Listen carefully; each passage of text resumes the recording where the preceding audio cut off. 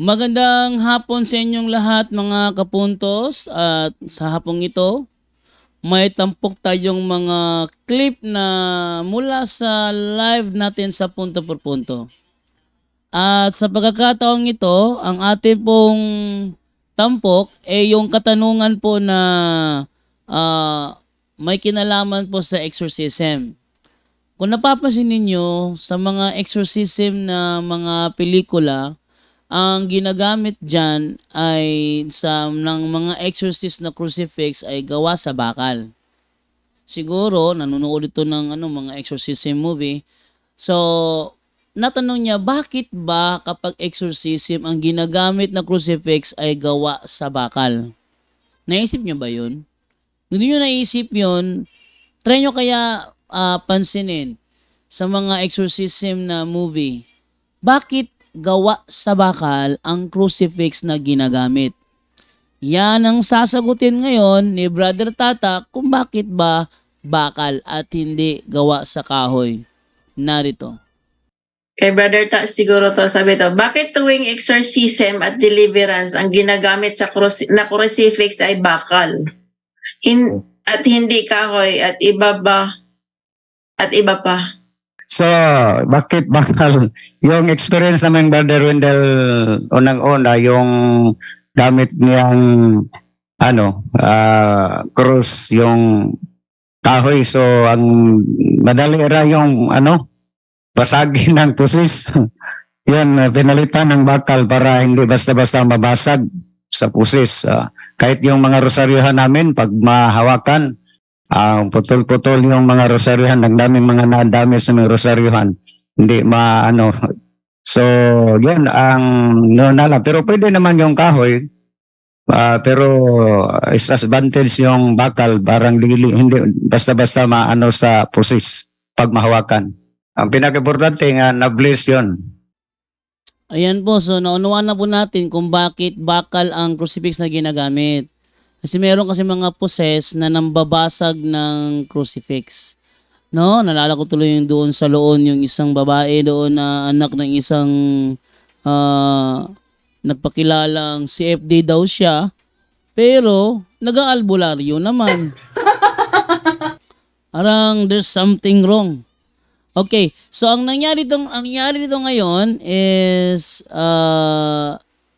gusto niyang basagin yung crucifix na hawak ko, nagkataon gawa sa bakal, so hindi niya mabalik kasi ginagano niya eh. Ang ginawa ko, yung kanyang daliri, babae yun kanyang daliri yung inangat ko, siya yung napaganyan. So, yun ang yun ang isa sa mga style nila na nambabasag sila ng crucifix. Kaya dapat ang ginagamit ng exorcist is gawa sa bakal. Ayun. And then ang next tanong naman dito, ito may kinalaman naman sa mga Muslim, no? Kung ang Muslim alam naman natin may mga asawa yan na higit pa sa isa. Kung sakaling ma-convert sa Katoliko, sino sa dalawa o sa tatlo ang kanyang magiging asawa? Magandang tanong yan. Panoorin po natin.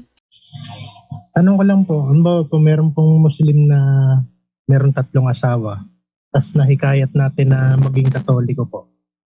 Tanong po, yung 3 asawa niya, asawa pa rin niya pag naging Kristiyano na siya?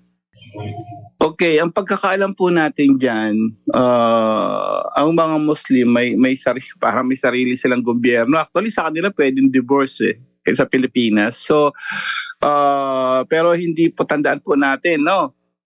Kung yun, imposibleng unang-una, imposible po sa gobyerno natin ang magkaroon ka ng 3 asawa. Okay, number 1 yun. Kasi kailangan tingnan mo muna kung nakarehistro yan kung nakarehistro po sa Senomar nila yan, sa gobyerno, sa Philippine Statistics Authority, hindi po uubra yung 3 asawa. Hindi ko alam kung paano nila nagagawa yun, no? Lalo na sa Pilipinas, bawal po yun, that's bigamy. Tatlong asawa, hindi na bigamy. So, trigamy na yun. So, 3 na So, bawal po yung kapatid. Ngayon, yung mas malamang doon, hindi po nakarehistro yan sa natin, no? Sa gobyerno, sa particularly sa Philippines sa PSA. Hindi po yan nakaano ngayon. Pag na-convert sila sa Catholic Church, of course, kung ano ba yon, mag-asawa pa rin ba niya? Asawa niya sa kanila lang po. Pero sa mata ng Diyos, sa totoong relihiyon, Roman Catholic Church, they're not married kapatid. Kasi Muslim yun, iba po yung ano nila doon. At ang tinatag ng ating Panginoong Jesucristo ay Roman Catholic Church lang. No?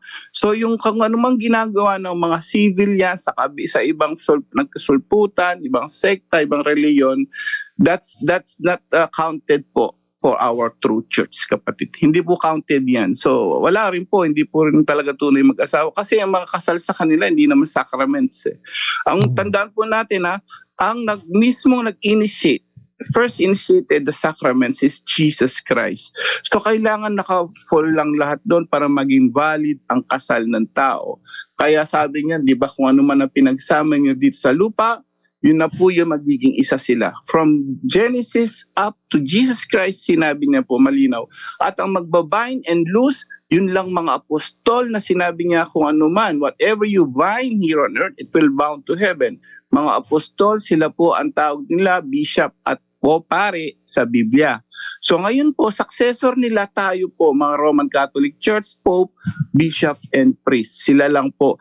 Outside that, hindi po recognition as mag-asawa, kapatid. So kung yun sila, sa kanila mag-asawa lang, but depende sa sa civil registration nila kung anong nakalagay. But church para sa Diyos po, hindi po valid yun, kapatid.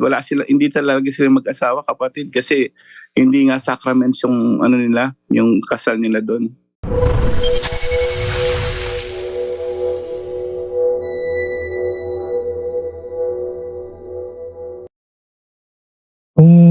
Kung bawal po mag-asawa ng marami, ibig po ba sabihin sila Solomon tsaka si David nagkasala doon?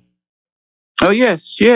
Alam na, ang dami po mga propeta nagkasala, kapatid, no? But it doesn't mean na pag nagkasala yung mga propeta, yung mga kaparian, it doesn't mean hindi sila propeta o pari, no? Pero lahat naman po yan tinuwid naman ng Diyos, no? Hanggang sa mamatay sila. Kasi talagang hinirang Tandaan po natin, even yung mga kaparian natin, even yung mga natin nagkasala, si Apostol Pedro, dininay niya si Jesus. Pero pag ordained na po yan, priest pa rin po yan, no? So sila nagkasala, nakita naman po natin, basahin mo Old Testament, lahat naman po yan talaga nagbalik loob sa Diyos, kapatid. Sa bandang huli po, no? Yes po. Okay po. Yun lang po tanong ko. Salamat po sa Diyos.